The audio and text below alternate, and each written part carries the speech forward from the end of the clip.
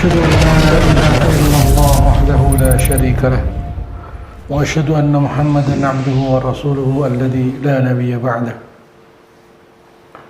اللهم صل وسلم وبارك على سيدنا ونبينا وحبيبنا وشافعنا ومولانا محمد صلى الله عليه وسلم وعلى آله وأصحابه ومن تبعهم بإحسان إلى يوم الدين. أما بعد.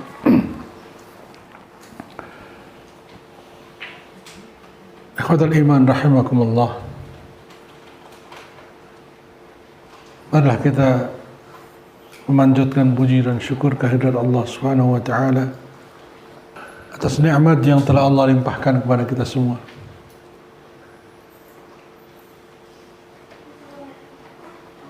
Di hari yang mulia ini,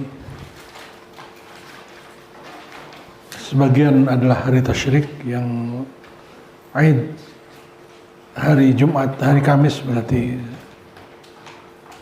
Jumat, Sabtu, Ahad masih termasuk Ayyamut Tasyrik, hari yang dimuliakan.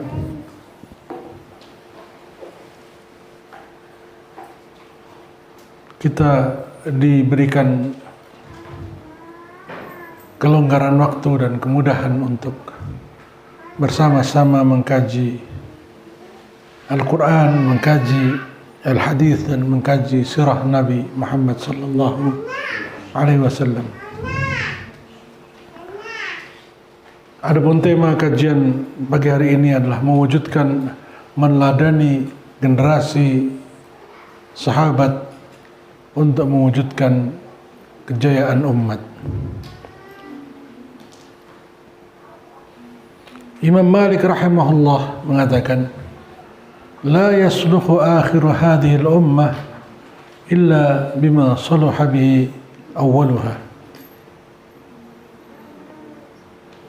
Umat yang akhir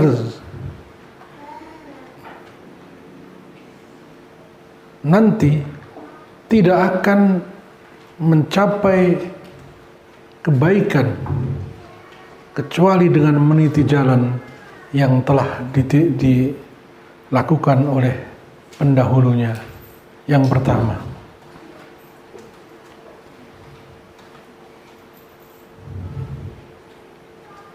umat yang datang kemudian, terutama umat Islam di akhir zaman, di mana Islam dalam keadaan asing, Islam dalam keadaan terkalahkan, tidak mungkin akan jaya, tidak mungkin akan bisa bangkit kembali, bahkan kemudian mencapai kejayaan kembali, kecuali dengan meniti, meneladani jalan yang telah ditempuh oleh para pendahulunya. Yang pertama yaitu para sahabat radhiyallahu anhum ajma'in. Itu ucapan yang disampaikan oleh Imam Malik rahimahullah, salah seorang ulama salaf dari tabi'ut tabi'in, generasi terbaik. Sebagaimana Rasulullah Muhammad sallallahu alaihi wasallam bersabda, khairun nasi qarni thumma alladhina yalunahum thumma alladhina yalunahum. Sebaik-baik manusia adalah mereka yang hidup di zamanku, para sahabat radhiyallahu alaihim ajma'in. Thumma alladhina yalunahum, kemudian generasi setelah mereka, para tabi'in. Thumma alladhina yalunahum, kemudian generasi setelahnya, tabi'ut tabi'in. Inilah yang biasa disebut dengan salafus salih, para pendahulu yang saleh. Generasi salaf yaitu generasi sahabat, generasi tabi'in dan generasi tabi'ut tabi'in ridwanullah alaihim ajma'in. Semoga Allah meridai mereka semuanya.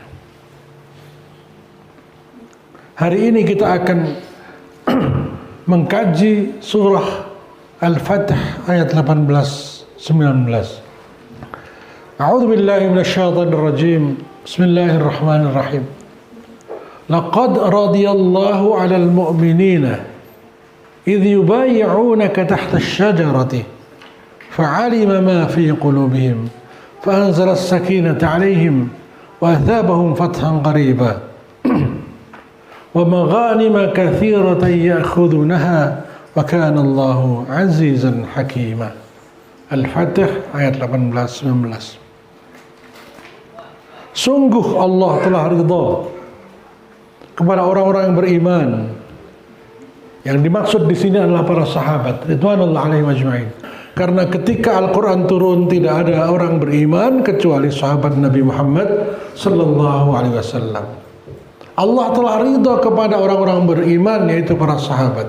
Idh yubayi'unaka, tatkala mereka bersumpah setia kepadamu wahai Muhammad, tahta syajarah, di bawah pohon. Pohon ini bernama pohon Ridwan. Maka sumpah setia atau baiat ini disebut baiatur Ridwan. Baiat di bawah pohon Ridwan. Fa'alima ma fi qulubihim, sehingga Allah mengetahui, menyaksikan apa yang ada dalam hati mereka. Wa asabahum fa'anzala as-sakinata 'alaihim, lalu Allah turunkan ketenangan dalam hati mereka. Wa asabahum fathan qariba, dan membalas mereka dengan kemenangan yang dekat. Wa maghanima katsiratan ya'khudunaha, dan harta rampasan perang yang banyak yang dapat mereka ambil. Wa kana Allahu azizan hakima, dan adalah Allah Maha perkasa lagi Maha bijaksana. Ayat ini turun berkaitan dengan peristiwa yang mendahului perjanjian Hudaybiyah. Awal dari kemenangan kaum muslimin, awal terbukanya kota Mekah, awal terbukanya Jazirah Arab, kemudian takluk ke dalam Islam. Yadkhuluna fi dinillahi afwaja. Kalau tidak salah peristiwa ini turun pada tahun ke-9 Hijrah. Di bulan ini, bulan Dzulhijjah, Rasulullah Muhammad SAW bersama dengan 1.500 sahabat, laki-laki, perempuan, tua, muda, semuanya berangkat dengan pakaian ihram. Berangkat dari Madinah Al-Munawwarah, yang waktu itu belum ada jalan tol, belum ada kendaraan bermotor, semua masih berjalan kaki atau naik onta dengan pakaian ihram. Dimulai dari tempat yang sama seperti hari ini, dari Bir Ali atau Bi'ru Abaru Ali atau Dzul Khulaifah. Mereka berangkat dengan berjalan kaki. Kalau hari ini orang umrah, orang haji, cukup bawa baju, makanan nggak perlu bawa, yang lain nggak perlu bawa, yang penting bawa ATM atau bawa duit. Maka di zaman itu bekal harus dibawa untuk perjalanan 500 km. Kalau orang berjalan satu hari itu bisa kuat berjalan 20 km, berarti 500 km itu butuh waktu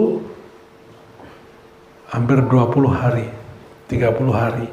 Kalau sehari dia bisa berjalan 30 km, maka berarti 15 hari perjalanan. Di bawah panas yang sangat terik. Kalau malam dingin, anginnya kenceng. Jadi mau nggak mau berjalan di siang hari untuk menjalankan rukun Islam yang kelima, yaitu ibadah haji. Singkat cerita, sampailah Nabi di pinggiran kota Mekah. Nabi tidak ingin ceroboh. Walaupun ini bulan haram, bulan yang disepakati oleh seluruh bangsa Arab, tidak boleh menumpahkan darah, tidak boleh membunuh, tidak boleh berperang di bulan haram itu. Tetapi Nabi sangat berhati-hati. Beliau tidak mau gegabah masuk ke kota Mekah, kemudian dijebak di Mekah dan terbunuh. Karena mereka tidak bawa senjata. Kaum muslimin tidak sedang mau berjihad.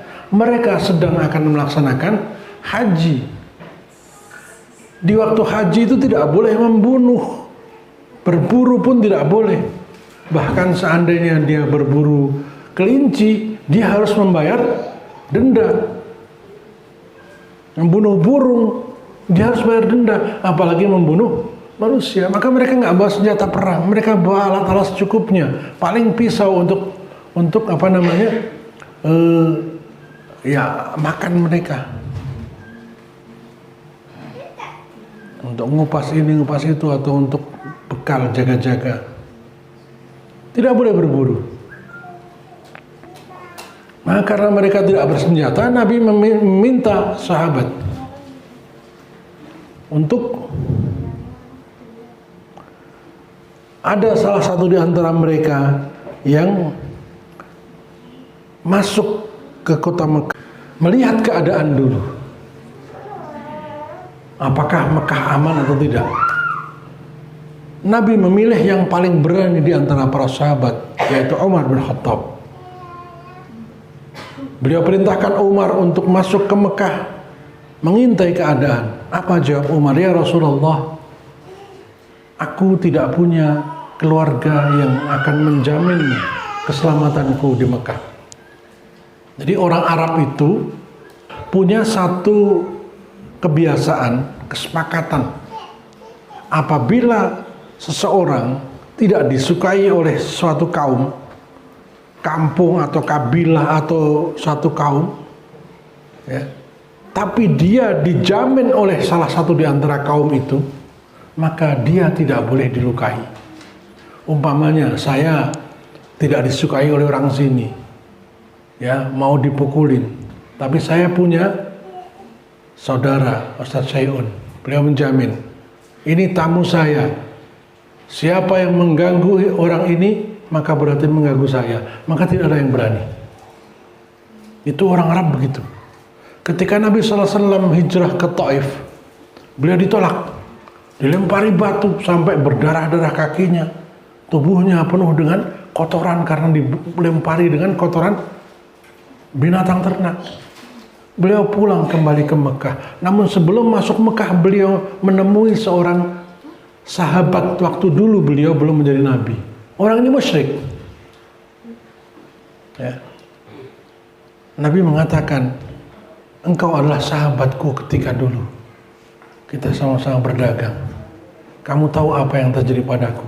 Maukah engkau menjamin keselamatanku untuk aku kembali ke kota Mekah?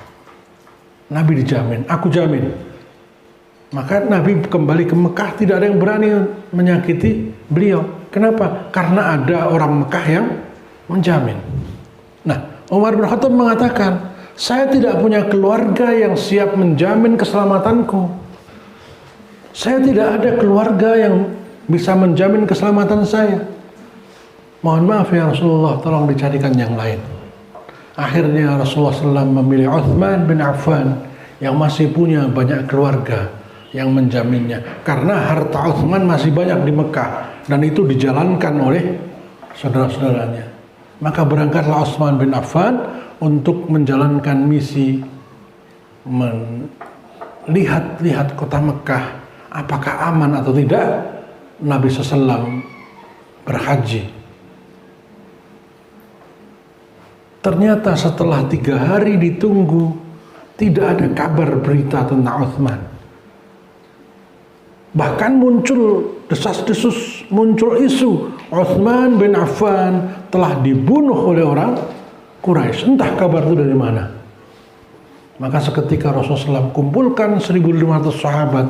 Beliau berdiri di bawah pohon Ridwan. Beliau sampaikan, kita akan bersumpah setia, kita akan berbaiat membela Utsman bin Affan. Jika terjadi apa-apa, kita siap membelanya dengan harta kita, dengan nyawa kita. Karena beliau dulu juga pernah berjanji pada waktu Baiat Aqabah kedua. Ya. Orang-orang Madinah datang menemui Nabi, ya Rasulullah, kami siap melindungimu, kami siap engkau hijrah ke tempat kami. sampai engkau mendapatkan kemenangan dari Allah SWT. Tapi bagaimana seandainya engkau nanti menang, lalu engkau kembali ke kota Mekah, kemudian kami dikhianati, dimusuhi, apakah engkau akan membela kami? Atau kau tinggalkan kami? Kata Rasulullah SAW dengan tegas mengatakan, la, balid dama ad-dama, wal hadma al-hadma, ana minkum wa antum minni. Tidak, wahai para sahabat, bahkan darah yang tertumpah dari kalian adalah darahku. Luka yang kalian rasakan adalah lukaku. Kehancuran yang kalian terima adalah kehancuranku. Ana minkum, atau aku bagian dari kalian, wa antum minni, kalian adalah bagian dariku. Sejak ucapan itu maka tidak boleh ada darah yang tertumpah dari kaum muslimin kecuali sesama muslim harus membelanya. Ya. Maka hari itu Rasulullah SAW menunaikan janjinya, jika benar Utsman bin Affan dibunuh, maka kita akan membelanya demi menegakkan agama Allah SWT, membela saudara kita. Seluruh yang hadir waktu itu bersumpah, demi Allah, kami akan korbankan harta kami, nyawa kami, keluarga kami, diri kami, jiwa kami untuk membela Allah dan Rasulnya, membela Utsman bin Affan, membela Islam. Mereka bersumpah, mereka pegang tangan Nabi, mereka bersyahadat, dan mereka kemudian bersumpah bersama, siap mati membela Utsman bin Affan radhiyallahu anhu. Begitu sumpah dilaksanakan, turunlah ayat, laqad radiyallahu 'alal mu'minin idh yubayyi'unaka tahta asy-syajarah fa'alima ma fi qulubihim wa anzala as-sakinata 'alaihim wa athabahum fathan qariba wa maghanima katsiratan ya'khudunaha wa kana Allahu 'azizan hakima. Seketika itu Allah memuji sikap dan menyatakan, sungguh Allah telah ridho, Allah cinta, Allah betul-betul menerima atas orang-orang mukmin, atas sahabat, setelah mereka bersumpah setia kepada Nabi untuk membela nabinya, membela saudaranya, sehingga Allah menyaksikan hati mereka, kesungguhan di hati mereka, kesungguhan untuk berkorban, kesungguhan untuk mencintai saudaranya melebihi cintanya kepada dirinya, kesungguhan untuk mengorbankan semua yang mereka miliki untuk saudaranya, untuk nabinya, untuk agamanya. Lalu Allah turunkan ketenangan dalam jiwa mereka. Tidak ada rasa takut sama sekali, walaupun mereka tidak punya senjata,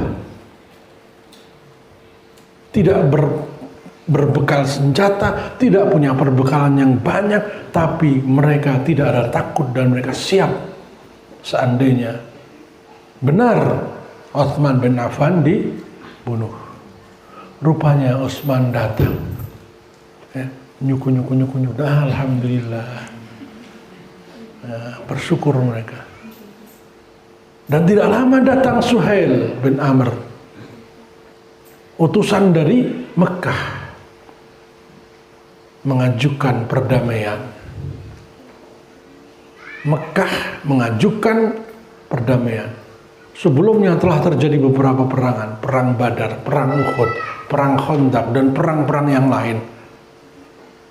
Rupanya setelah melihat kaum muslimin yang begitu bersemangat, mereka mengintai, mereka muncul rasa takut, kemudian mereka katakan, kalau kita tidak mengajukan perdamaian, kita akan kalah. Padahal kaum muslimin tidak membawa senjata. Gentar mereka. Ketenangan dalam jiwa yang Allah turunkan itu membuat musuh gentar. Padahal mereka tidak membawa senjata. Lalu disepakatilah, mungkin perjanjian ini akan kita bahas pada kajian-kajian yang akan datang. Kita langsung pada episode berikutnya. Rasulullah SAW sepakat dengan kaum Quraisy untuk berdamai dalam kurun waktu berapa? 10 tahun. Dengan adanya perjanjian damai itu, Rasulullah SAW tenang, tidak harus siap siaga melawan orang Quraisy. Orang Quraisy bukan hanya menunggu di Mekah, mereka pernah datang dengan 10.000 pasukan koalisi mengepung Madinah 1 bulan. Yang terkenal dengan perang Khandaq, perang Ahzab, sehingga turun ayat surat Al-Ahzab. Kaum muslimin kelaparan, padahal waktu itu musim yang sangat dingin. Mereka malam hari yang begitu dingin harus membuat parit. Setiap 10 orang ditugasi 15 meter panjangnya, dalamnya 3 meter, lebarnya 3 meter. Makanan hanya 1 mangkok. 1 mangkok itu dibikin bubur gandum, lalu diputer ke, bukan untuk dimakan, diambu. Dicium ambune, ya, karena sedikit sekali, paling 1 orang 2. Nabi SAW, ya,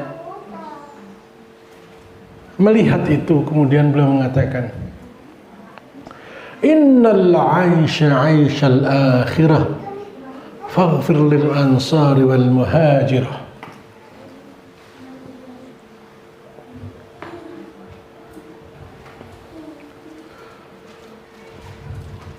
Sesungguhnya kehidupan sejati adalah kehidupan akhirat.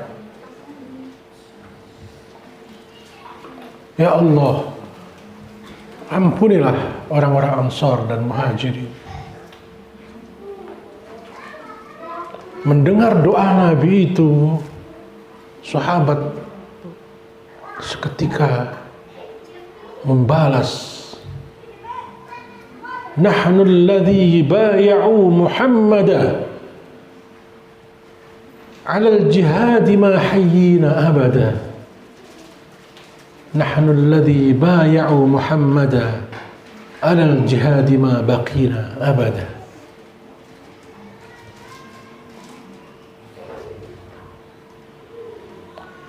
Kamilah orang-orang yang bersumpah setia kepada Muhammad untuk berjihad selama nyawa dikandung jasad.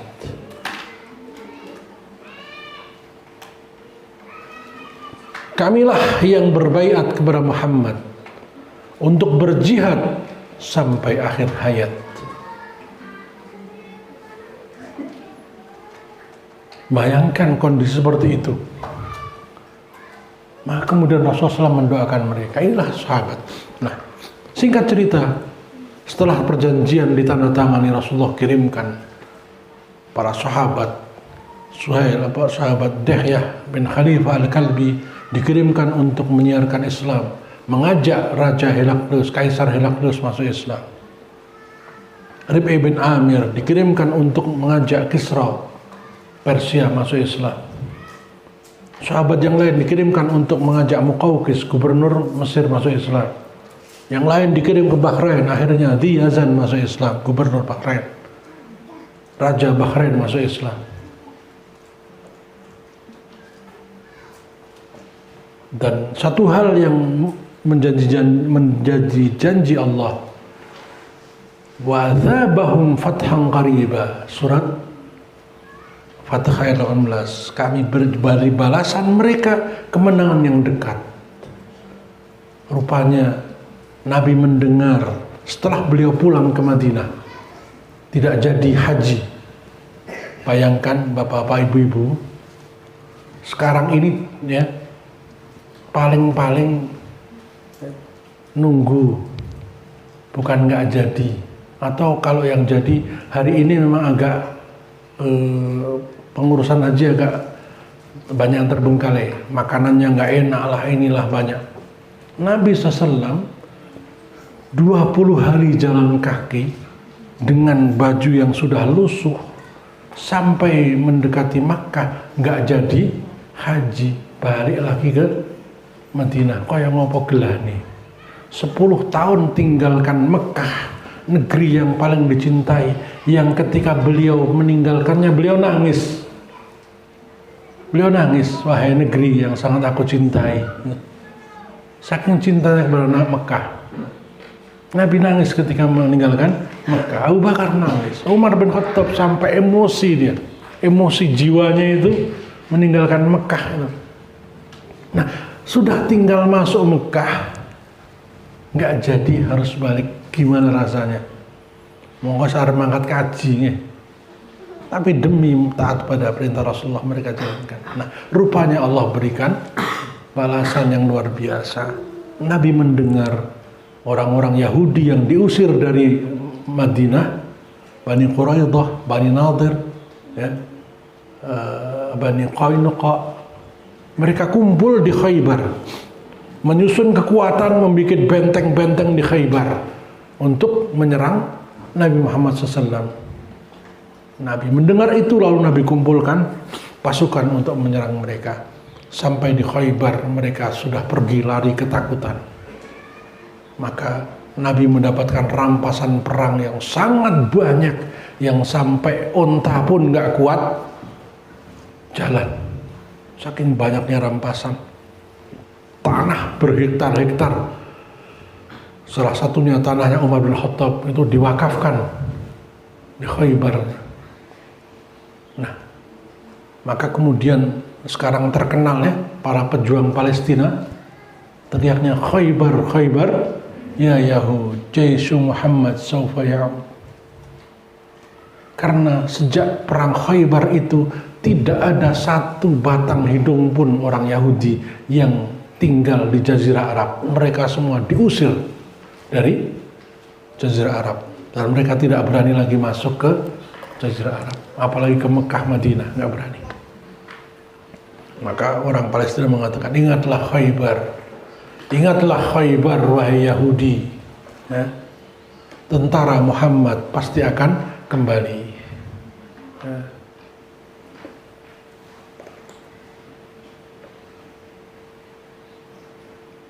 Allah menurunkan ketenangan jiwa, memberikan kemenangan yang luar biasa, memberikan kekayaan rampasan perang yang banyak sekali. Itu karena Allah telah melihat hati para sahabat. Setelah perang Khaybar, kemudian setahun kemudian setelah bayat Ridwan itu, Allah bukakan Mekah, yang disebut dengan Fathu Makkah. Idza jaa nasrullahi wal fath wa ra'aitan nasa yadkhuluna fi dinillahi afwaja fasabbih bihamdi rabbika wastaghfir innahu kana tawwaba. Mekah ditaklukkan oleh kaum muslimin, mereka semua menyerah, masuk Islam, berbondong-bondong, dan kemudian muncullah kejayaan Islam. Pada puncaknya diturunkan surat Al-Maidah ayat 3, Al-yawma akmaltu lakum dinakum wa atmamtu alaikum ni'mati wa raditu lakumul Islam madina, sebagai balasan atas bai'atur Ridwan, kesungguhan hati para sahabat. Nah, yang akan kita bahas hari ini adalah hati sahabat itu kayak mana sih? Ibnu Mas'ud radhiyallahu anhu dalam sebuah athar sahih diriwayatkan oleh Imam Ahmad mengatakan, innallaha, sesungguhnya Allah melihat hati-hati para nabi. Lalu Allah dapati yang terbaik dari mereka al-hati Muhammad sallallahu alaihi wasallam. Lalu Allah turunkan ia sebagai membawa risalahnya, penutup risalah, penutup syariatnya. Kemudian Allah melihat hati-hati umat manusia setelah Muhammad SAW, maka Allah lihat hati para sahabat adalah hati yang terbaik dari seluruh hati manusia. Maka Allah pilih mereka untuk membersamai Nabi Muhammad SAW, menjadi pendukung Nabi Muhammad SAW, berjihad bersamanya, berjuang bersamanya Rasulullah SAW. Maka apa yang dikatakan benar oleh orang-orang ini adalah benar di hadapan Allah. Apa yang salah menurut orang-orang ini adalah salah menurut Allah SWT. Itu yang disebut dengan ijma'.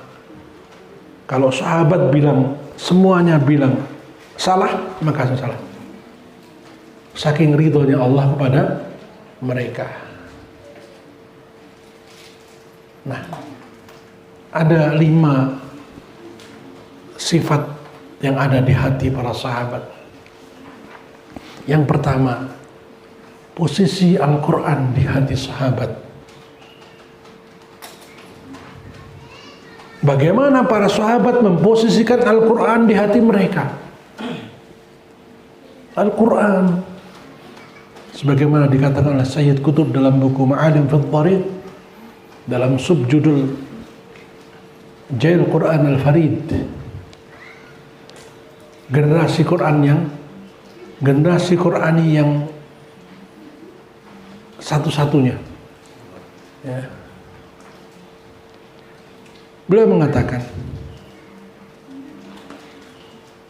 perbedaan generasi sahabat dengan generasi kita adalah para sahabat membaca Al-Quran, mempelajari Al-Quran untuk dilaksanakan. Pedoman hidup mereka hanya Al-Quran dan sabda Nabi. Tidak ada pedoman hidup yang lain. Itulah sebab kejayaan sahabat. Dari tukang gembala kambing yang rumahnya berpindah-pindah, tidak punya rumah tetap, menjadi bangsa yang menguasai timur dan barat. Romawi takluk, Persia takluk, bangsa Arab semua takluk di bawah Islam. Romawi Timur yang menguasai sepertiga dunia runtuh. Persia yang sepertiga dunia dikuasai, 1000 tahun lebih Persia itu menguasai, habis tidak tersisa.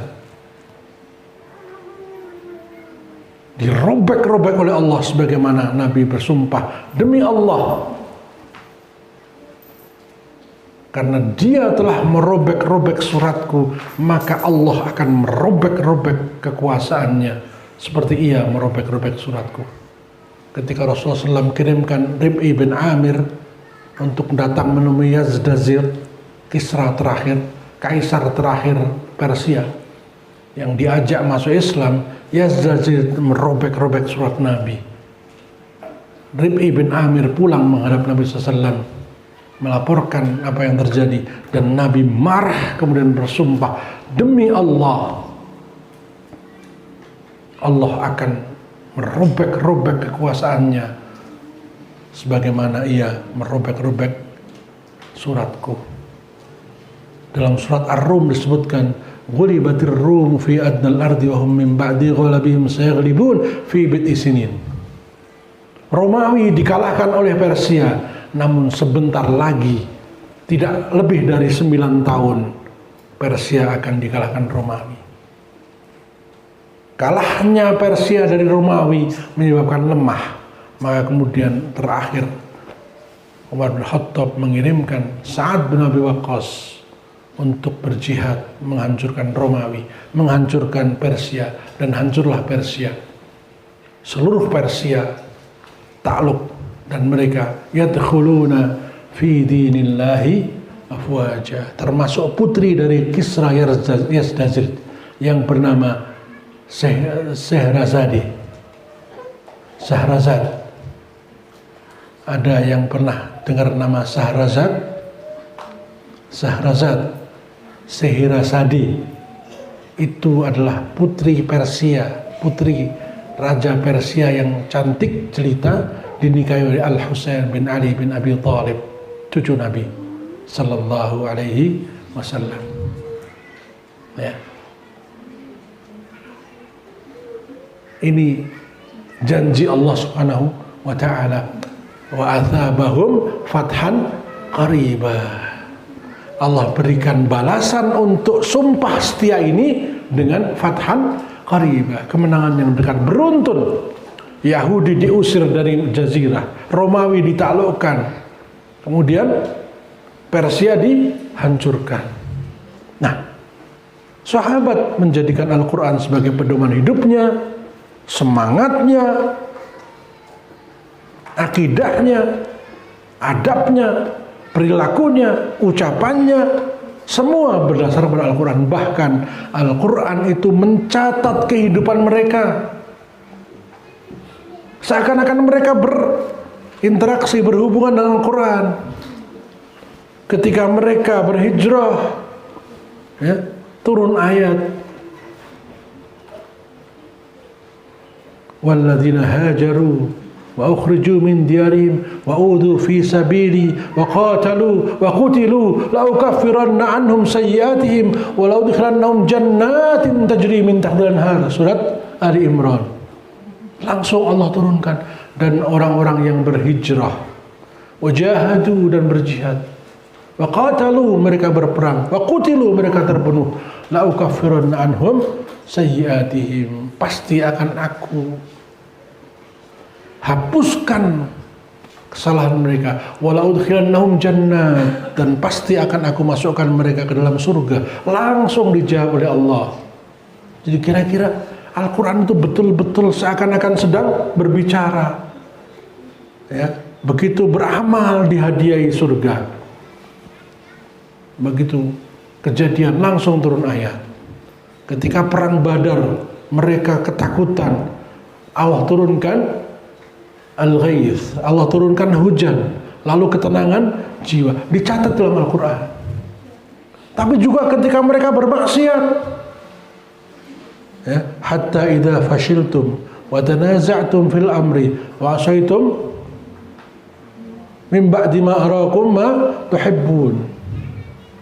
Hatta idza fashiltum, ayat ini turun ketika Rasulullah SAW perintahkan kepada para sahabat yang menjaga Bukit Uhud, apapun yang terjadi di bawah, jangan tinggalkan Bukit Uhud. Pasukan pemanah 60 orang. Ternyata kaum muslimin menang melawan Quraisy pada waktu perang Uhud. Quraisy kocar-kacir sehingga kaum muslimin rebutan rampasan perang. Nah, yang di Bukit Uhud ini pengen dapat bagian. Mereka lupa dengan nasihat Nabi, apapun yang terjadi jangan tinggalkan Bukit Uhud. Mereka maksiat, atau maksiat apa? Melanggar larangan Nabi. Seketika Allah datangkan balasan. Apa balasannya? Kaum muslimin kocar-kacir karena Bukit Uhud kosong. Panglima Khalid bin Walid, ahli strategi yang luar biasa dari Quraisy, waktu itu belum masuk Islam, melihat Bukit Uhud yang kosong, beliau balik, muter dari belakang, membawa pasukan panah. Maka yang tadinya kaum muslimin menang, akhirnya kaum muslimin kocar-kacir, dipanahi dari atas bukit. Bahkan Rasulullah giginya patah satu, gerahamnya patah, pipinya berlubang kena panah. Lalu Allah turunkan, hatta idza fashiltum wa tanaza'tum fil amri wa asaitum min ba'di ma arakum ma tuhibbun minkum man yuridu dunya wa minkum man yuridu al-akhirah thumma sarafakum anhum liyabtalakum wa laqad 'afa ankum wallahu ghafurur rahim. Surat Ali Imran atau An-Nisa ini, ya. Ketika kalian kalah, lalu kalian berselisih, sebagian pengen turun, sebagian pengen menjaga, ya. Karena kalian melihat dunia berlimpah depan kalian, lalu kalian bermaksiat. Asaitum min ba'di ma arakum ma tuhibbun, setelah Allah perlihatkan apa yang kalian cintai, rampasan perang, lalu Allah mengampuni kalian. Imam Al-Hasan Al-Basri rahimahullah mengatakan, seandainya mereka tidak segera minta ampun ketika mereka ingat dengan maksiat itu, maka Allah akan kalahkan semua, termasuk nabinya. Jadi seandainya 60 sahabat ini tidak bertaubat waktu itu, kata Imam Hasan al-Basri, bahkan Nabi pun akan terbunuh. Itu diceritakan oleh Allah dalam Al-Quran. Maka bagaimana mereka akan jauh dari Al-Quran, sedangkan Al-Quran itu bercerita tentang diri mereka. Bayangkan sekelompok orang hidupnya dipantau langsung oleh Allah. Yang baik diceritakan dalam kitab suci, yang buruk diceritakan. Kira-kira berani nggak dia bermaksiat kepada Allah? Ya. Wah, engkau turun ayat meneh, ya gitu ya. Nanti turun ayat lagi. Nah, nanti datang hukuman. Akhirnya hidup mereka betul-betul terikat dengan Al-Quran. Itulah sahabat. Nah, kita, bagaimana kita meniru mereka? Kalau kita mau jaya, ikatkan hati kita dengan Al-Quran. Itulah sumber kemenangan. Allah. Seluruh sahabat hatinya terikat dengan Al-Quran. Cintanya kepada Al-Quran luar biasa. Yang kedua, bagaimana posisi Rasulullah SAW dalam hati mereka. Bagaimana cinta Nabi terpatri dalam hati sahabat. Tidak ada bandingannya. Tidak ada manusia yang lebih cinta kepada Nabi Muhammad SAW melebihi para sahabat. Ya. Saya tulis tadi di status, lagi mandek di jalan. Kalau berat itu ukurannya apa? Kilogram. Kalau jarak ukurannya apa? Meter. Kalau emas ukurannya karat. Kalau cinta ukurannya pengorbanan.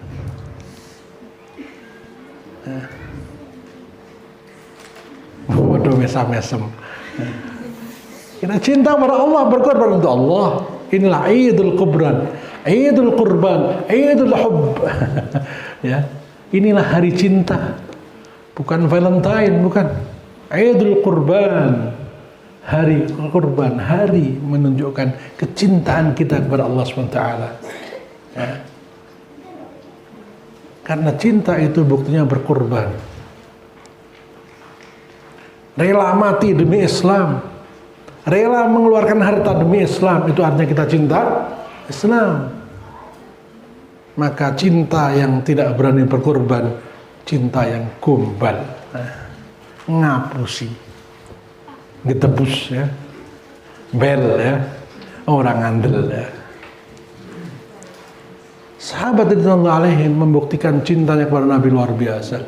Ada seorang wanita namanya Ummu Ummarah Nusaybah binti Ka'ab. Ketika perang Uhud tadi berkecamuk, kaum muslimin dilempari anak panah tombak dari Bukit Uhud. Karena Bukit Uhud ditinggalkan, Nabi Muhammad terpojok di sebuah lereng. Beliau dihujani anak panah, jadi sasaran panah puluhan orang-orang kafir Quraisy. Talha bin Ubaidillah, seorang yang sangat pemberani, beliau lindungi tubuh Nabi. Ada berapa anak panah yang menancap di beliau? 70 anak panah. Gantian Nusaybah binti Ka'ab, wanita yang diberi gelar perisai Nabi, tamengnya Nabi. Karena keberaniannya, beliau bentangkan tangannya untuk melindungi Nabi, sehingga seluruh tubuhnya penuh dengan panah.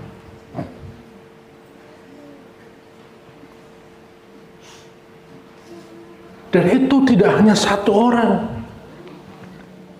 semua sahabat rela mati. Yang perempuan pun rela mati, semuanya. Akhirnya berapa yang gugur? 70 sahabat, termasuk paman Nabi Muhammad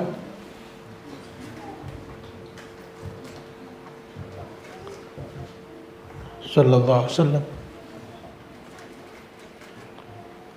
Peristiwa yang membuat Nabi sangat sedih, kehilangan paman tercinta. Ya. Ketika kaum muslimin dalam keadaan seperti itu, orang Quraisy berteriak, "Mata Muhammad, mata Muhammad, mata Muhammad." Muhammad mati, Muhammad mati, Muhammad mati. Lunglai kaum muslimin, langsung jatuh semangatnya, lemes. Mereka berkata, lalu apa gunanya hidup kalau Nabi sudah wafat? Siapa yang akan memimpin kita? Siapa yang akan kita bela lagi? Nabi sudah wafat, habis sudah. Ya.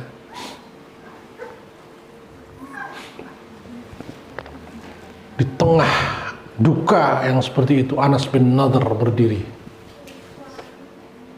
Ya ma'syaral muslimin, fa in mata Muhammad sallallahu alaihi wasallam, famal hayatu ba'da mautin Nabi sallallahu alaihi wasallam. Mut ala ma mata alaihi Rasulullah sallallahu alaihi wasallam.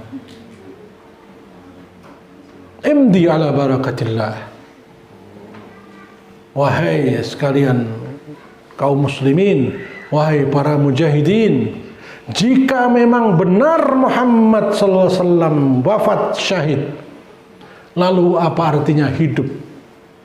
Setelah Muhammad pun mati, setelah Nabi pun mati demi jalan ini. Mut ala ma mata alaihi Muhammad sallallahu alaihi wasallam. Mari, ya. Dengan lantang beliau mengatakan, mari kita mati bersama sebagaimana Nabi mati di atas jalan ini. Imdi ala barakatillah. Ayo kita maju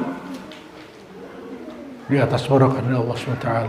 Seketika bangkit demi membela Muhammad sallallahu alaihi wasallam. Maka musuh kocar kacir. Ini cinta para sahabat Rasulullah Muhammad sallallahu alaihi wasallam. Tidak ada satupun yang tidak mencintai Nabi Muhammad sallallahu alaihi wasallam. Saking dukanya mereka mendengar berita itu, seluruhnya lemes. Tapi begitu diberi semangat untuk membelanya, semuanya bangkit. Musuh tunggang langgang ketakutan. Abu Bakar As-Siddiq ketika beliau menemani hijrah Rasulullah Muhammad SAW, saat itu di Gua Thur, karena lelah Nabi Muhammad SAW tertidur di pahanya. Tiba-tiba dari lubang datanglah ular yang sangat berbisa. Ular di padang pasir itu sangat mematikan. Beliau radhiyallahu anhu tutup lubang itu dengan tangannya, sehingga beliau menggigil karena kena bisa. Sekujur tubuhnya bergetar karena saking menahan sakit dan berkeringat. Beliau berusaha agar kakinya tidak bergetar karena takut Nabi bangun. Jadi beliau tidak mau Nabi terbangun gara-gara gemeternya beliau. Saking cintanya kepada Nabi Muhammad sallallahu alaihi wasallam. Maka ketika Nabi terbangun, beliau kaget menyaksikan Abu Bakar Siddiq gemetar dan bercucuran keringat. Beliau bertanya, lalu ditunjukkan oleh Abu Bakar luka bekas gigitan. Maka Nabi kemudian membaca doa Bismillahirrahmanirrahim. Beliau usapkan air ludah beliau ke tangan Abu Bakar Siddiq dan alhamdulillah atas izin Allah sembuh. Ali bin Abi Thalib, anak muda 10 tahun. Anak muda 10 tahun, baru kelas berapa? Kelas 4 SD. Beliau berani menggantikan posisi Nabi Muhammad, tidur di kamar beliau ketika beliau dikepung. Beliau mau berangkat hijrah supaya tidak ketahuan, maka beliau minta Ali bin Abi Thalib menggantikan posisinya, ditutup dengan selimut. Bayangkan, kalau rumah itu dibakar, maka terbakarlah Ali bin Abi Thalib.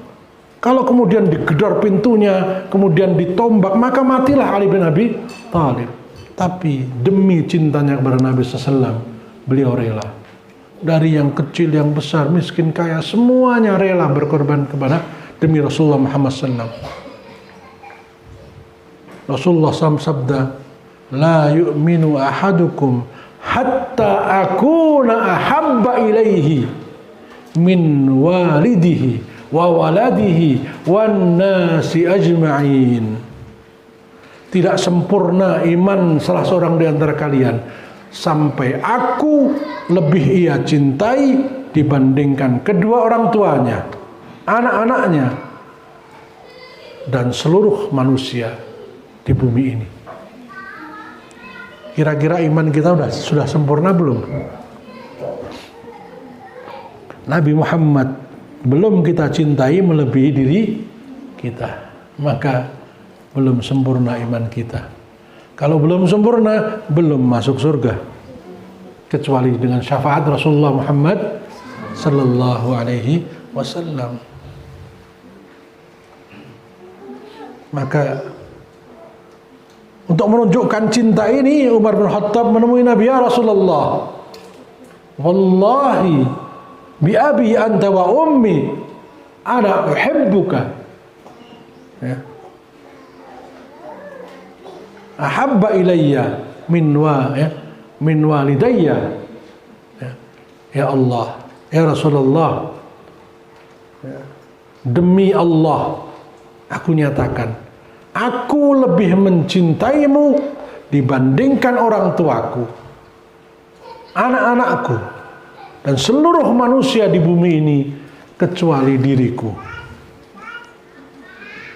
Umar masih lebih mencintai dirinya dibandingkan Rasulullah SAW. Apa kata Nabi? Belum sempurna imanmu, ucapkan, bahkan melebihi diriku. Maka diulangi oleh Umar dan mengatakan, aku lebih mencintaimu dibandingkan orang tuaku, anak-anakku, seluruh manusia termasuk diriku. Lalu Nabi mengatakan, sempurna imanmu sekarang, wahai Umar. Berat sekali untuk bisa mencintai Nabi seperti itu. Maka suatu hari ada seorang badui datang dari jauh menemui Nabi Muhammad sallallahu alaihi wasallam. Nah, bentuk cinta yang paling sederhana adalah bersolawat. Bersolawat kepada Rasulullah SAW. Maka saya ingatkan, kalau nulis solawat jangan disingkat. Tulis sallallahu alaihi wasallam, jangan SAW. Walaupun nggak dosa, ya. Nggak apa-apa SAW, tapi menurut ahli hadis, orang yang menyingkat sholawat tidak pantas meriwayatkan hadis, tidak pantas belajar ilmu hadis. Wong sama yang yang mengeluarkan hadis saja eman-eman. Sholawat itu doa kan? Ya, jangan disingkat. Ya. ASS WRWB. Tahu S itu apa? Coba buka kamus bahasa Inggris. Nah, ASS itu pantat. Nah, kalau yang baca orang Inggris kayak ngopo, cukup-cukup langsung bokong. Orang Badui tadi bertanya, ya Rasulullah, mata sa'ah, kapankah kiamat akan tiba? Nabi tahu, orang yang nanya ini juga tahu bahwa Nabi nggak tahu, ya. Ngerti aku, kurang ngerti, otakoni kan gitu ya. Maka Nabi balik bertanya, wa ma'adatta, memangnya apa yang sudah kamu siapkan untuk menghadapi kiamat? Orang Badui tadi mengatakan, la syai', nggak ada ya Rasul, nggak punya persiapan.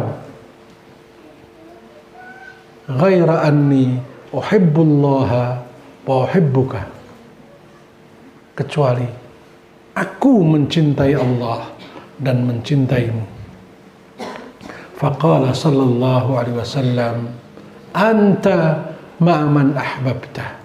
Nabi menjawab, kamu nanti di akhirat akan bersama dengan orang yang engkau cintai. Seketika itu seluruh sahabat yang mendengar mukanya berseri-seri. Badui tadi juga gembira, cerah mukanya.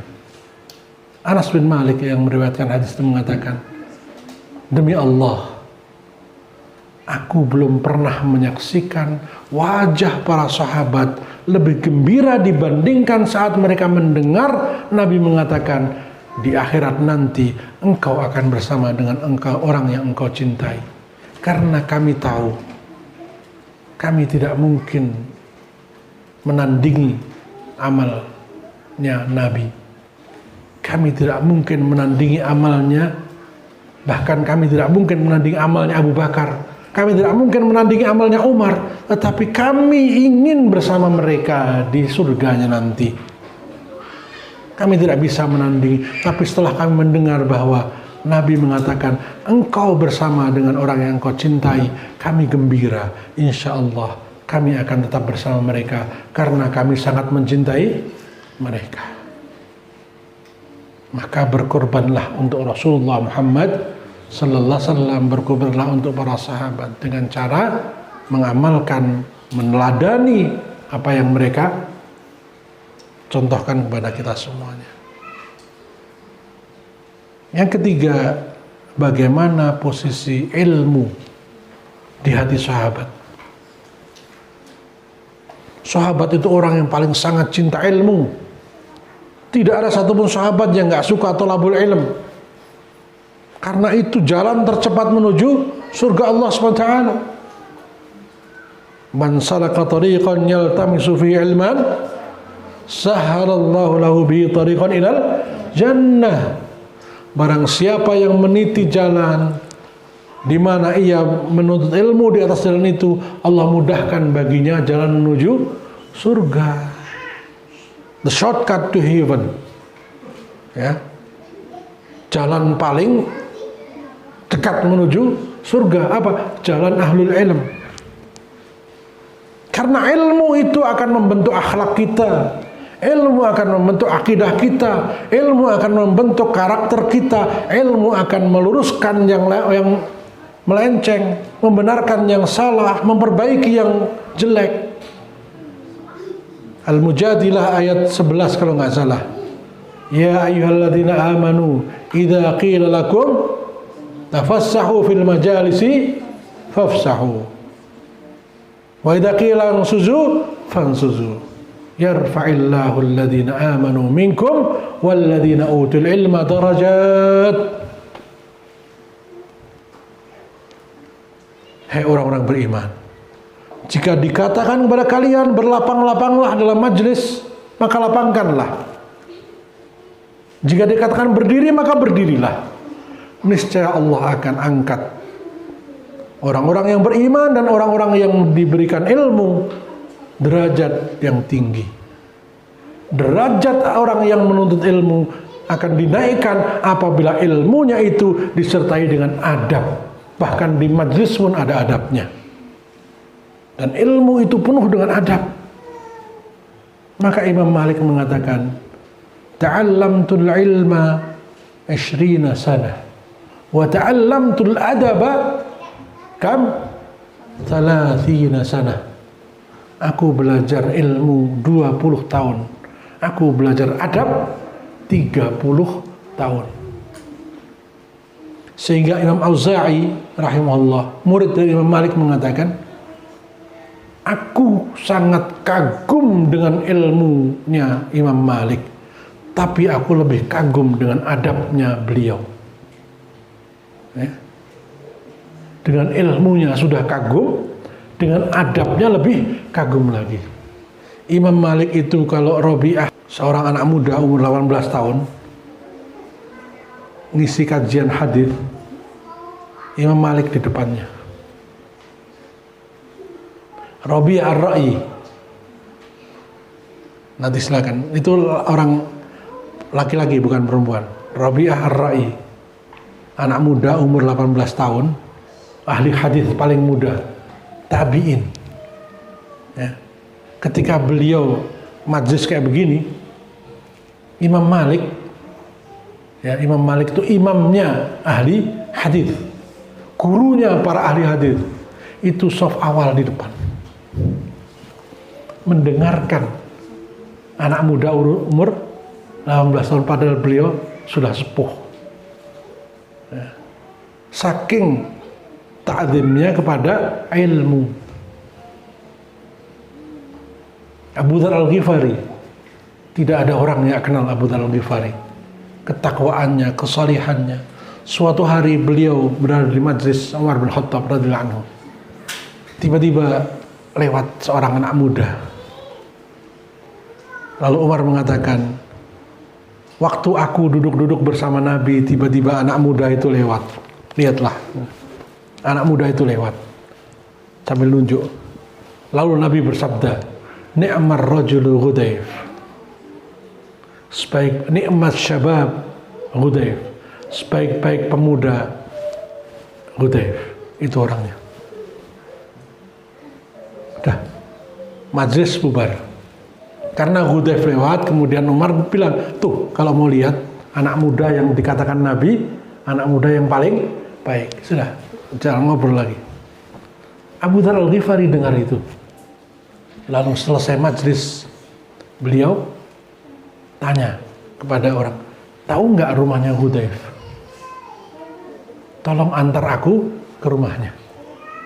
Ya, sahabat yang sudah sepuh, umurnya di atas 50 tahun, orang yang sangat solih, ya, sangat alim, wara, berhati-hati.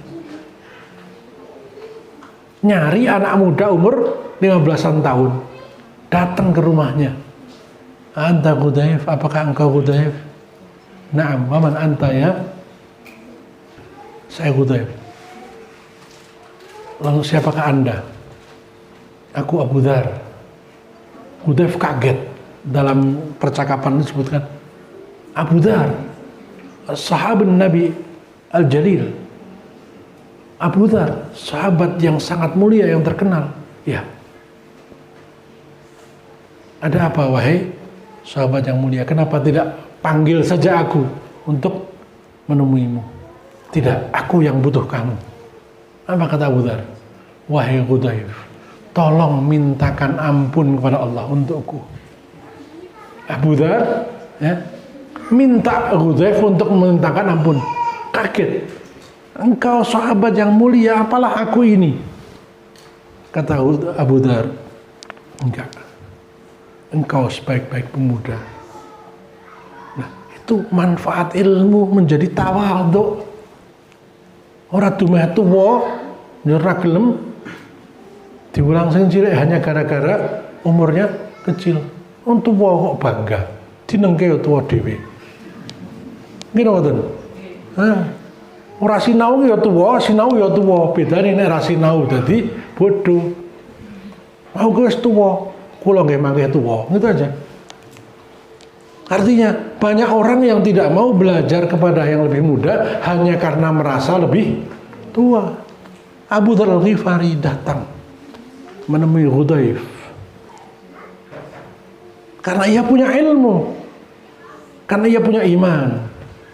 Nah, ini ilmu diutamakan di atas segalanya. Satu ilmu merubah seluruh kehidupan sahabat. Abdullah bin Umar bin Khattab radhiyallahu anhuma, anak dari Umar bin Khattab. Hafsah itu istri Nabi, ya.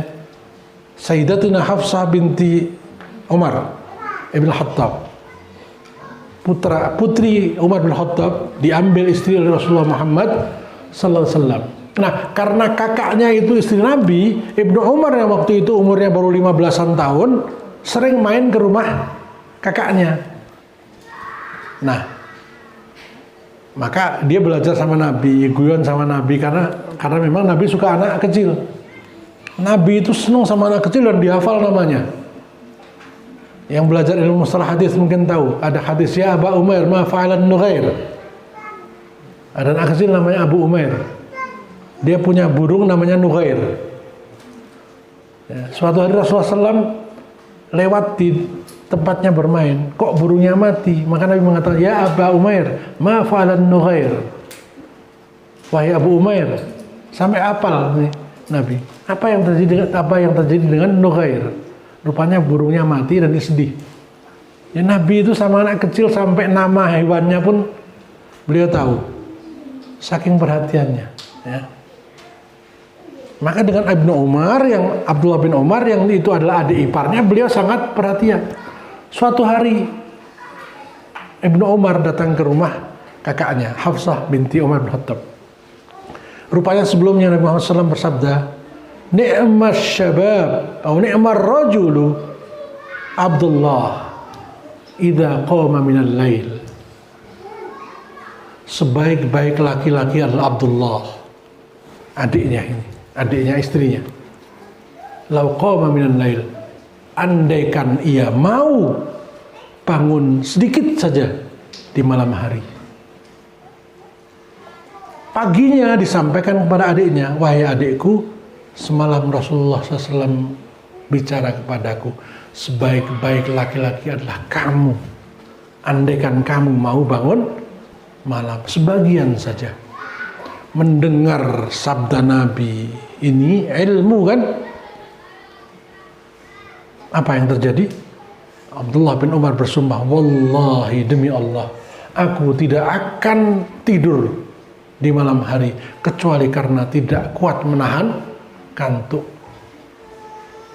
Sehingga terkenal Abdullah bin Umar itu malam tidak pernah tidur hanya karena satu ucapan, sebaik-baik pemuda adalah Abdullah. Kalau ia mau bangun malam, seluruh malamnya ia bangun untuk tahajud. Itu sahabat. Ketika turun Al-Quran, ya ayyuhalladzina amanu la tarfa'u aswatakum fawqa sawtin nabi wa la tajharu lahu kajahri ba'dikum li ba'd an tahbata a'malukum wa antum la tash'urun.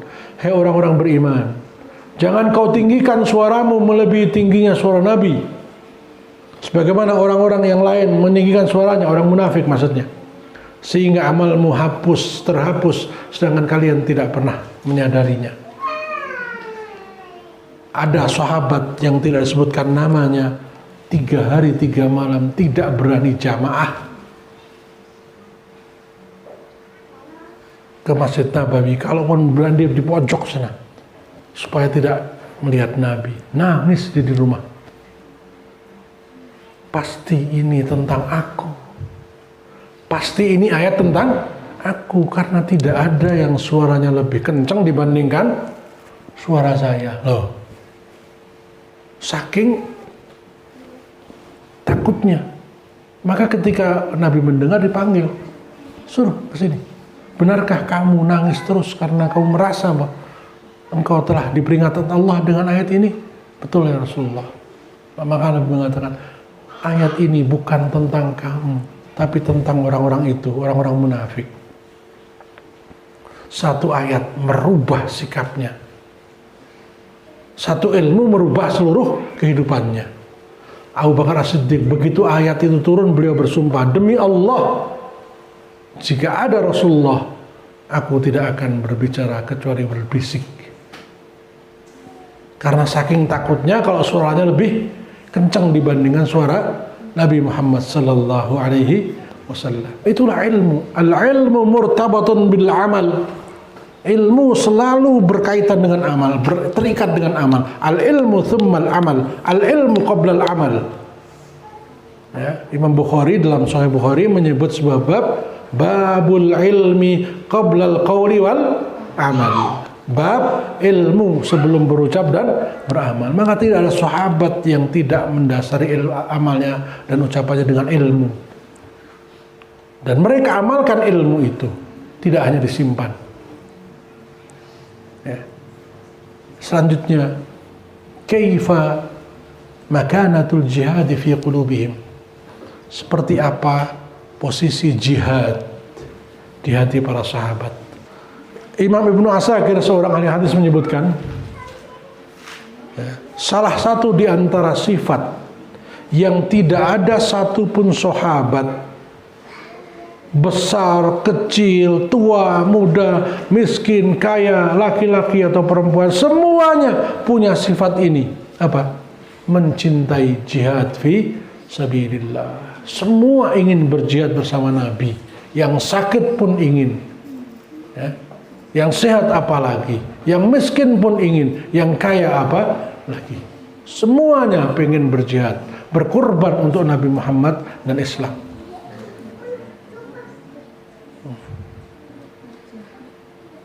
Ada yang cacat. Bahkan ada yang buta. Jalannya pun sudah tertatih-tatih karena sudah tua. Namanya siapa? Abdullah ibnu Ummi Maktum. Abdullah ibnu Ummi Maktum itu orang yang sudah sepuh, buta. Kalau jalan pakai tongkat atau dituntun. Orang yang mendapat, kalau beliau mengucapkan salam, Nabi menjawabnya spesial.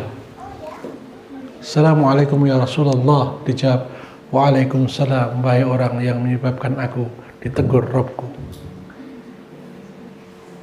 Jadi bukan waalaikumsalam warahmatullahi wabarakatuh. Waalaikumsalam, sebagai orang yang menyebabkan aku ditegur oleh Tuhanku.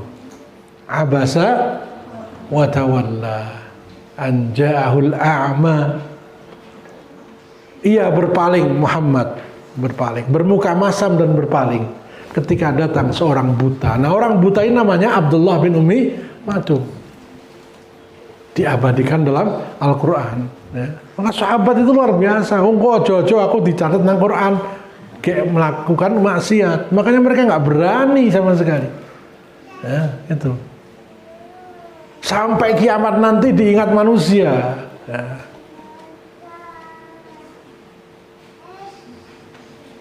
Nah, kembali kepada cinta Nabi. Abdullah bin Maktum itu berkali-kali minta izin. Di zaman Nabi minta izin berjihad. Orang untuk untuk udzur. Nah, sekarang thalabul ilmi sibuk. Memangnya ustadznya pengangguran. Angger apa-apa alasannya sibuk. Memangnya kita ini pengangguran sehingga untuk thalabul ilmi pun alasannya sibuk. Untuk apa? Gotong royong sibuk. Angger-angger kok sibuk. Nah, sempatkan untuk thalabul ilmi. Ini jihad yang paling rendah. Nah, jihad paling rendah itu apa? Thalabul ilmi. Itu pun sudah sangat besar fadilahnya, keutamaannya. Apalagi jihad yang lebih dari itu. Nah, Abdullah bin Ummi Maktum itu sampai minta izin kepada Nabi, gak diizinkan. Minta Nabi wafat, minta izin berjihad kepada Abu Bakar Siddiq, gak diizinkan. Maka ketika Umar bin Khattab menjadi khalifah, wahai Umar, aku sudah minta izin kepada Nabi, gak diizinkan. Aku minta izin kepada Abu Bakar, gak diizinkan. Sekarang aku minta tolong, izinkan saya ikut berjihad. Oh, kamu ini udah sepuh, buta, mau apa? Apa yang bisa kamu lakukan? Apa jawabnya? Ya nanti saya berdiri aja, pegang. Setidaknya aku tidak merasa takut. Setidaknya aku gak merasa takut. Loh, kok bisa? Lah aku roh. Setidaknya aku tidak merasa takut. Karena aku tidak pernah lihat musuhku. Yang kedua, setidaknya aku menambah jumlah. Ya. Kalau yang beralasan sakit itu satu orang, tambah satu jadi dua, tambah satu jadi tiga, tambah satu jadi empat. Alasannya sakit, sibuk, urusan keluarga, apalagi. Tapi coba, yang sakit nggak jadi alasan. Nah aku izin, kayak lian ya izin. Akhirnya dia datang. Yang mau alasan keluarga, kalau saya alasan keluarga, jangan-jangan yang lain juga ada alasan. Akhirnya dia datang. Maka yang tadinya 5 orang nggak mau datang karena semuanya, nek aku ora teko, ndak kurang jumlahi, semua begitu yang datang semua. Minimal menambah jumlah. Ora ono maknane, tapi kalau tambah jumlah, do isin, wong sing tuwa wutoe mangkat, sing enom gagah kok ora gelem mangkat. Minimal mempengaruhi semangat yang lain. Pentil niku nggih. Pentil, pernah pentil? Ya, ada mobil yang mahal sekalipun, ora ono sing mikir pentil. Begitu gembos bane, ora ono sing tuku pentil tok, sing tumbas pentil. Napa mobilnya gembos? Ya. Orang lupa dengan pentil ketika semua dalam keadaan baik, tapi ketika gembos, ya, sing digoleki pertama apa? Pentil. Jadi itulah tubuh kaum muslimin. Tidak pernah tangan kiwoi meri kalau sing tangan. Angger mangan urusane tengen bareng nang WC sing kiwa enggak ada. Ini pernah komplain sama ini, ngeplak ini. Wah iya nek urusan pangan sampean. Ya. Bareng wis lara wetenge aku. Ya. Itulah kaum muslimin. Jadi jangan sepelekan hal yang kecil. Karena suatu ketika yang kecil itu sangat dibutuhkan.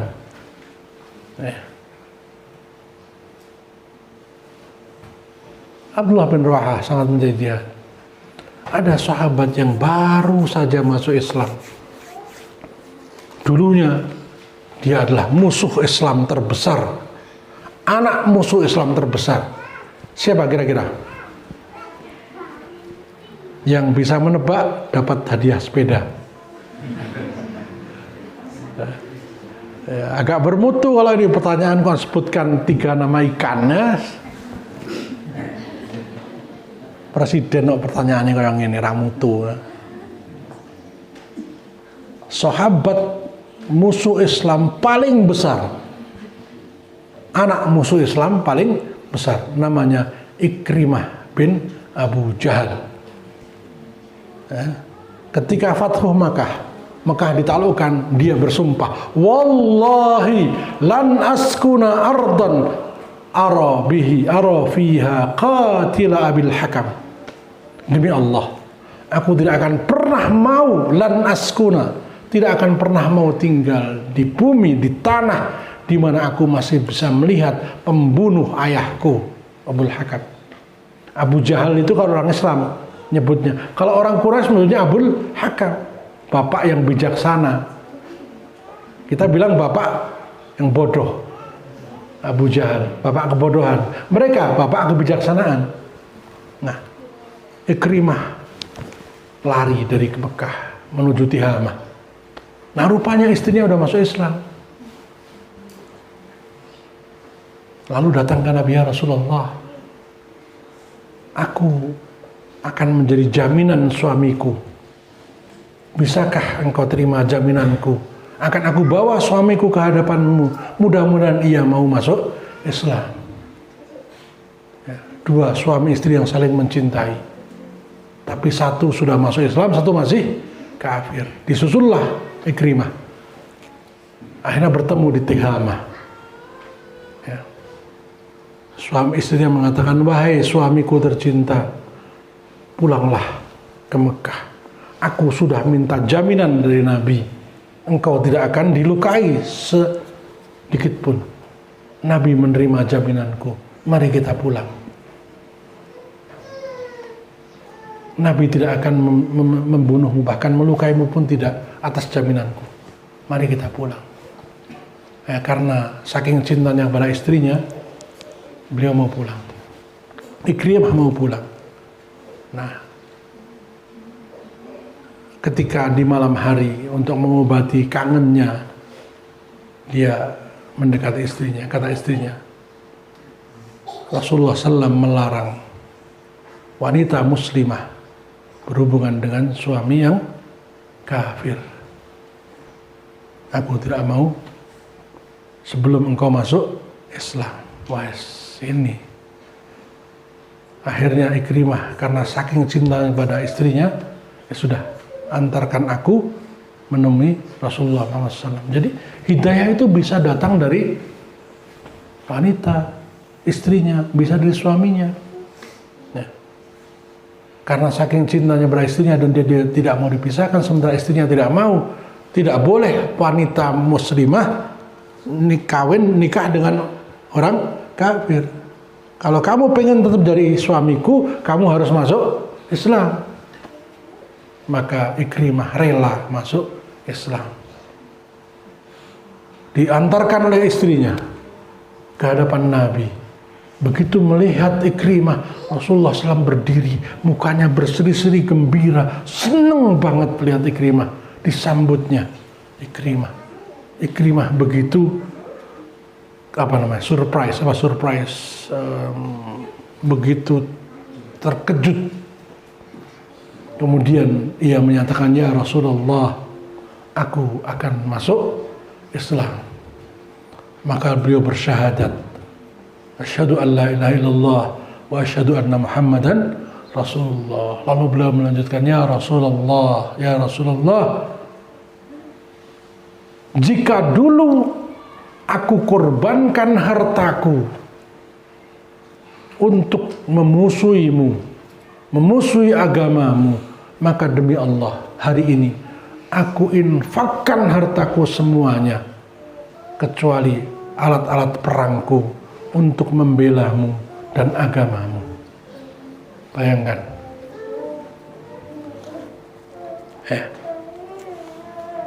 musuh besar, anak musuh besar yang berkorban segalanya untuk memusuhi agama Islam, begitu masuk Islam, di saat yang sama ia korbankan seluruh hartanya untuk Islam. Saking cintanya kepada Islam dan Rasulullah Muhammad sallallahu alaihi wasallam. Ikrimah bin Abu Jahal. Sampai pada hari di mana Rasulullah SAW wafat, lalu kemudian di masa Umar bin Khattab, beliau mengirimkan pasukan untuk melawan Romawi di Yarmuk. Yarmuk itu di Yordan, dipimpin oleh Panglima Khalid bin Walid Saifullah al-Maslul.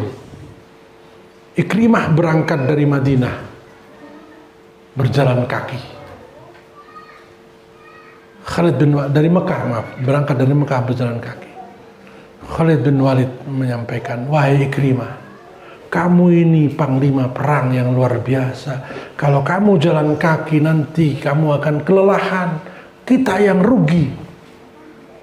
Apa kata Ikrimah? Wahai Panglima Khalid, engkau lebih dulu masuk Islam, surgamu lebih dekat daripada aku. Apalah aku ini? Aku paling akhir masuk Islam. Maka izinkan aku berjalan kaki. Semoga jalan kaki ini dicatat oleh Allah sebagai bentuk cintaku dan pengorbananku untuk Islam. Padahal dia sudah korbankan apa? Hartanya semua. Masih merasa kurang. Perang berkecamuk.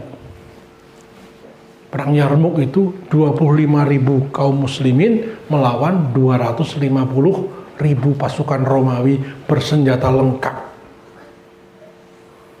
Pakai gajah, onta, kuda, bahkan 80.000 pasukan Romawi adalah gladiator. Tahu gladiator? Gladiator itu manusia-manusia yang dilatih untuk berantem ya, sampai mati. Yang menang yang hidup. Pokoknya kalau belum mati belum selesai. Antara manusia dengan manusia, kadang dengan singa, kadang-kadang dengan harimau. Ya, tukang tarung. 80.000 gladiator yang diikat dengan rantai supaya nggak lari. Jadi tetap maju, menang atau mati gitu. Gitu. 7 hari perang berlangsung. Di hari ke-7 ahli sejarah menyebut sebagai Yaumul Uyun, hari mata. Kenapa? 700 sahabat kehilangan matanya. Ada yang sampai meninggal, ada yang buta saja. Saking banyaknya anak panah yang dilontarkan pasukan Romawi. Dengan 700 orang yang gugur syahid dan tepat di matanya ini, para sahabat berduka dan bagaimana cara untuk bisa memenangkan perang esok hari. Maka Ikrimah bin Abu Jahal, Anas bin Nadhr, dan satu lagi saya lupa, mengumpulkan 400 mujahidin, 400 sahabat dan tabi'in. Pasukan kaum muslimin dikumpulkan 400 orang di sebuah tenda, di tanah lapang di Yarmuk. Ikrimah memimpin, wahai para mujahidin, wahai kaum muslimin, bersediakah kalian bersumpah, berbaiat, besok kita mati bersama? Ya, besok kita mati bersama demi kemenangan Islam. Maka mereka pegang tangan masing-masing, mereka bersumpah tidak akan melewati esok hari kecuali akan berjumpa di surga. Dipimpin siapa? Ikrimah bin Abu Jahal.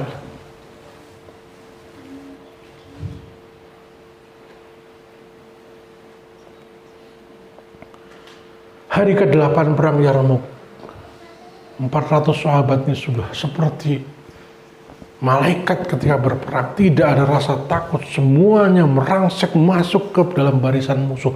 Musuh kocar kacir, ada yang masuk jurang, gajahnya mereka ketakutan. Akhirnya Allah berikan kemenangan. Namun seluruh 400 ini syahid. Tersisa 3 orang. Anas bin Nadhr, Ikrimah bin Abu Jahal, dan satu lagi saya lupa. 3 orang itu. Mereka masih sakar, ya, meregang nyawa, kehausan. Maka sahabat mendatangi Ikrimah, memberikan minum. Rupanya Ikrimah lihat ada sahabat di sana yang juga terluka parah dan kehausan. Kata Ikrimah, aku masih kuat, tolong ke sana dulu. Itu lebih parah dan lebih haus. Akhirnya datang ke sana, ke Anas bin Nadhr. Anas bin Nadhr yang dalam keadaan sakaratul maut, ya, terluka parah dan kehausan, didatangi oleh sahabat untuk diberikan air minum. Beliau mengatakan, datanglah ke sana, ia lebih membutuhkan. Akhirnya sahabat lari ke sana. Nah, yang di sana melihat Ikrimah, lalu dia suruh, jangan saya masih kuat, tenang, datanglah ke sana. Itu dia lebih parah. Akhirnya datang ke Ikrimah. Apa yang terjadi? Ikrimah sudah syahid. Lalu datang ke sana, dia pun sudah syahid. Datang ke sana sudah syahid. Begitulah kecintaan mereka pada jihad, pengorbanan mereka luar biasa. Di saat nyawa sudah hampir tercabut, dia masih pikirkan sahabatnya. Ini musuh Islam, bekas musuh Islam, anaknya musuh Islam. Begitu tersentuh dengan hidayah, terubah hidupnya. Kecintaannya pada Rasulullah luar biasa, kecintaannya pada Islam luar biasa, kecintaannya pada sahabat luar biasa. Apalagi yang belum pernah memusuhi Islam. Ya. Maka marilah kita jadikan mereka sebagai teladan. Satu saja kita teladani, insya Allah kita akan menuju surga. Karena Rasulullah SAW bersabda, Al-mar'u ma'aman ahabba. Rasulullah SAW, seorang itu akan bersama dengan orang yang dia cintai. Anta ma'aman ahbabta. Engkau nanti di akhirat akan bersama dengan orang yang engkau cintai. Maka cintai Abu Bakar, maka kita akan bersama Abu Bakar. Cintai Hafsah, cintai Ummul Mukminin Aisyah, cintai Khadijah.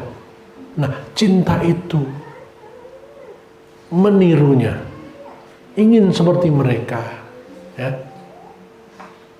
ingin bersama mereka. Nah, anak-anak yang akhwat, ummahat, silakan nanti baca buku Nisa Akhwalar Rasul. Yang bisa bahasa Arab ambil bahasa Arabnya, yang tidak bisa ada terjemahannya. Terjemah Nisa Akhwalar Rasul, wanita-wanita di sekitar Rasul, ada terjemahannya. Yang bapak-bapak bisa baca karakteristik 60 sahabat Nabi, itu laki-laki semua, ya, baca sampai selesai, ulang-ulang. Subhanallah, ini bukan dongeng, ini nyata terjadi, dan mereka adalah orang-orang pilihan yang memiliki hati terpilih, yang semuanya diridhai Allah Subhanahu wa taala. Demikian